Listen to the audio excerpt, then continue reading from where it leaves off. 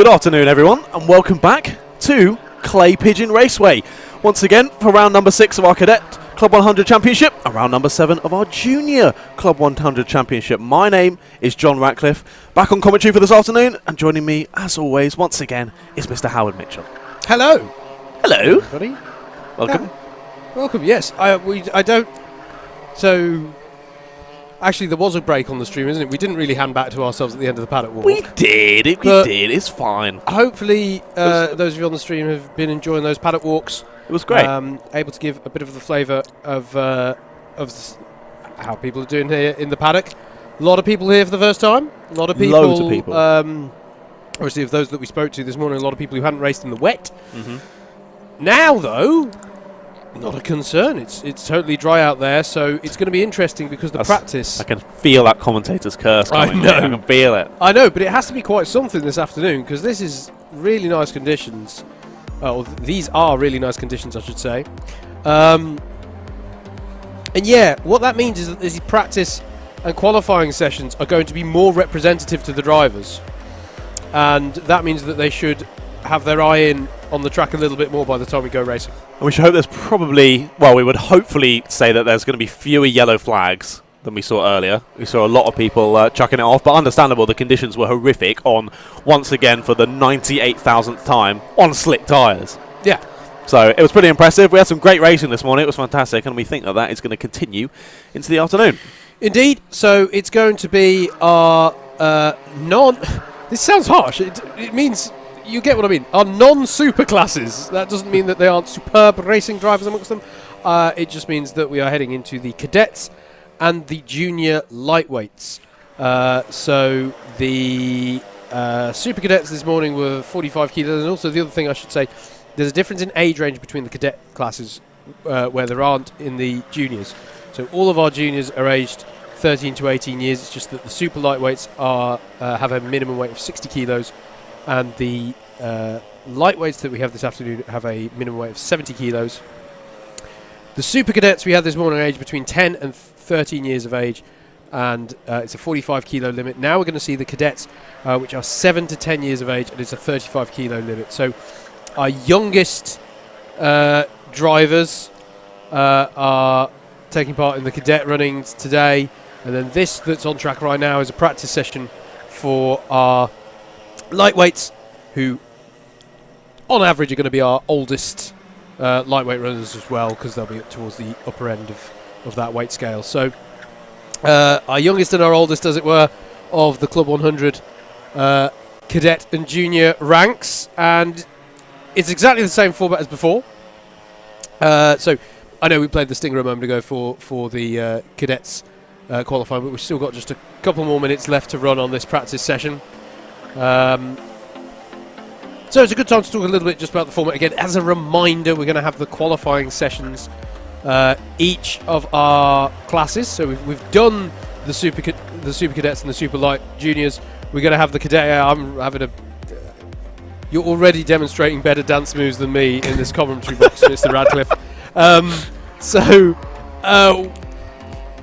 We've got to have our two classes that are racing this afternoon. No, it's fine. Our lightweights and the cadets are going to be racing this afternoon.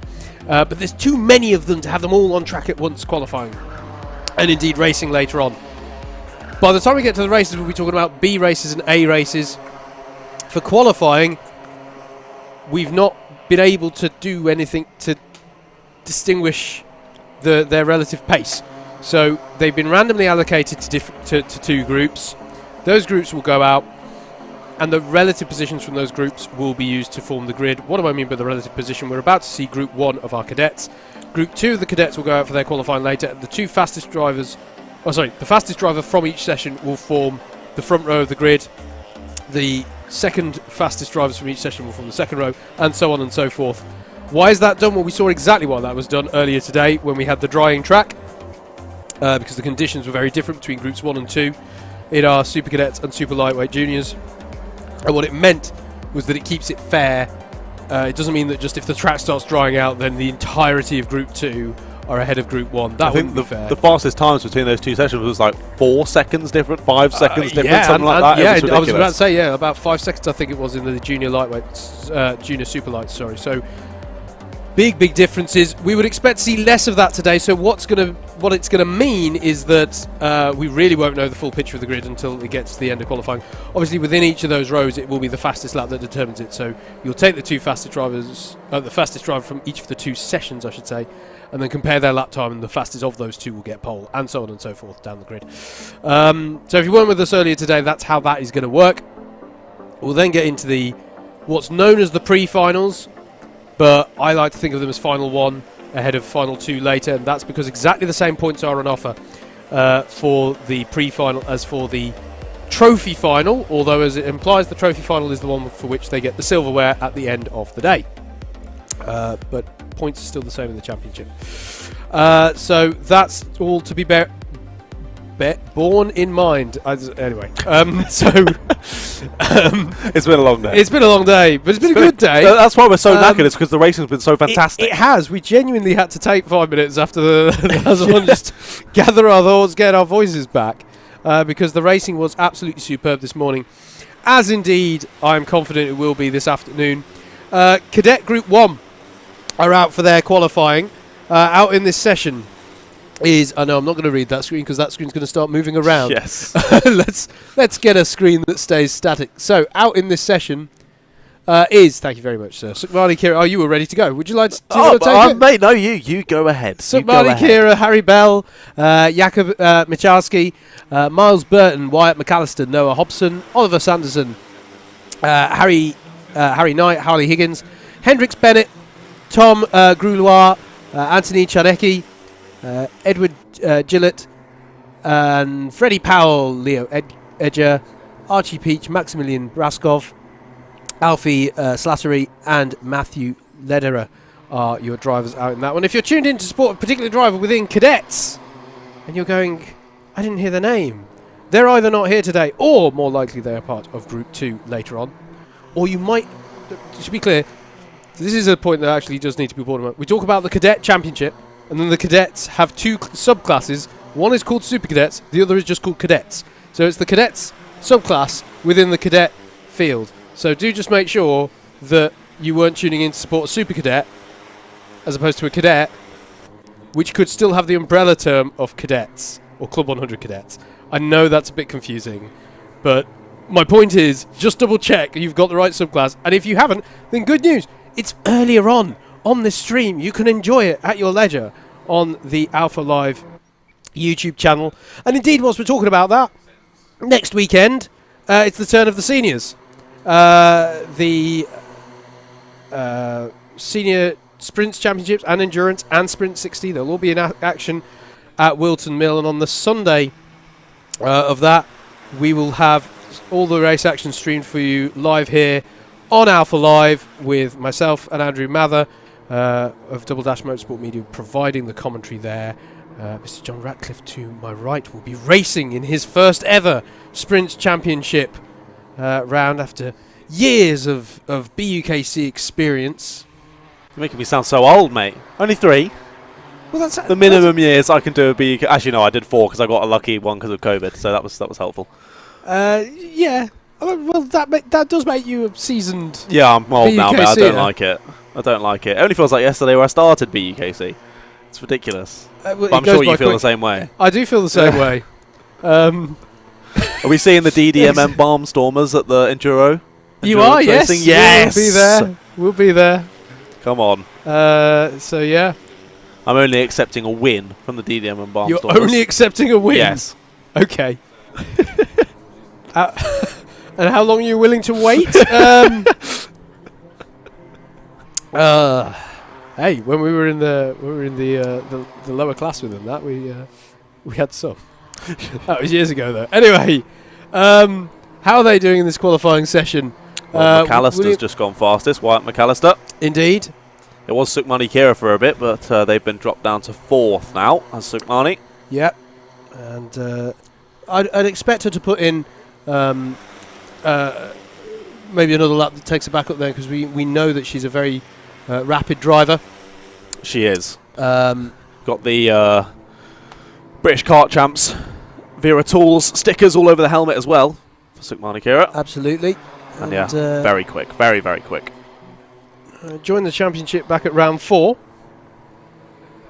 this year. So, oh gosh, was that PFI? That was PFI, wasn't it? I want to say that was PFI. And Wilton Mill. So, yeah, be interesting to see. But there's a lot of rapid drivers in this session, to be absolutely clear.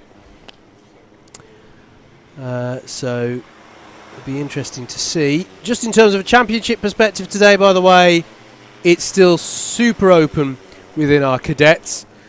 Within the junior lights, the junior lightweights, there is a very impressive scoreline for championship leader Anthony Amato, but he's not here today. So I think it's possible. I think it's possible if everybody who was still in the hunt for that championship had an absolutely terrible day. I think there might be some. I still need to work that one out with the spreadsheet, but I think that's like Max Verstappen getting pole when he sat in the pits. Yeah, it's but there's still people in the fight there that makes me think. No, yeah, I think you've all got to have a pretty terrible day of the races. So did you know he wasn't here when you were telling me to go and find him in the paddock show? Anthony Amato. You were like, make sure, but let's go and chat with him if we can, because he could win. So but he's not actually here. I had clocked that. I'd then forgotten when I told you that. Really? Okay. I did, yeah. I spent a long time on this spreadsheet last night and looking at the entry lists. I did. But yeah. Like you were speaking in the paddock show, though, a lot of drivers saying that their favourite driver is Lewis Hamilton. And we could see one of his lids. It's now moved back. I couldn't see which driver it was now, but one of the lids featuring an old Lewis Hamilton style white design, which is always very snazzy, with some of the drivers showing off their own designs, one of which being Sukmani Kira that you can see in the 78. Yep. A nice array of fluorescent colours. Absolutely. So there's... Actually, I'll tell you about that situation when we actually get to the lightweight juniors. Okay. That makes more sense, doesn't it? Let's not confuse ourselves for now. So in terms of the... I mean, like, there's no point me talking about championship permutations for this one, because there are 24 drivers who still mathematically have a chance of winning this championship in cadets. So it's a bit of a dull championship then. Like, it's already closed off and nothing much can happen. Oh yeah, mate. It's like the F1 this year. Yeah, it's a foregone conclusion. Yeah. An interesting one here. So Harry Bell and Sukmani Kira, the two fastest, they're split by about 0.04 of a second, and they're following each other here through the traffic. Yeah. So Sukmani was matching times with Harry as they were moving through. Then they've caught this big pack. It's going to hold them up for a little bit. And it might separate them now. So, but Sukmani has just knocked off that driver. Hands in the air. Definitely does care though, and that could be a penalty for Sukmani Kira there. That was definitely a takeout from Sukmani. So we'll have to wait and see on that one what is decided by the stewards. But just going for it a little bit too heavily into Billy's blind there for Sukmani. Yeah, it was Leo Edger who went round. Not for the first time. I'm a bit, it's qualifying. Everybody, let's keep it cool. Keep it chill. It's fine. I can get that you want track position, but yeah, equally, it's not the last lap of the final. Yeah. Not got to send those kind of moves, and there you go. Confirmation of the penalty. Indeed. For Sukmani Kira, ABC takeout, and that was 4 or 6 positions, or is it different for qualifying? It's 6 positions. 6 positions, but we don't know if it's fastest lap deletion. I was trying to answer this earlier, and I can't remember whether it's fast lap deletion or positions dropped. We'll have to wait and see. I'd have thought it's fastest lap deletion. I think that would make the most sense. It would make the most sense because that's the name of the game in qualifying. Exactly. 1 minute and 20 to go.